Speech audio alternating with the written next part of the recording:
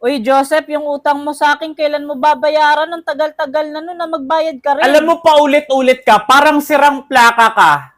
Tuwing nagkikita tayo, lagi ka na lang naniningil.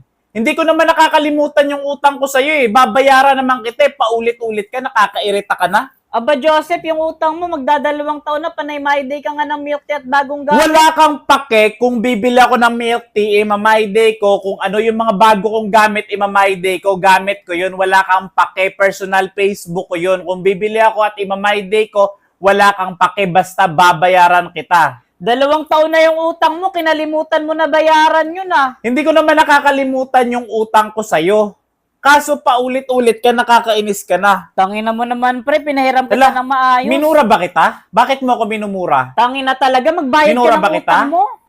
Pag hindi talaga kita binayaran, hindi tama yung mumurahin mo ako ha. Oh, sorry, pero bakit ka ba nagagalit? Naniningil lang naman ako ah. Babayaran ka nga. Hindi ka naman tatakbuhan eh. Magkano utang ko sa'yo? 500.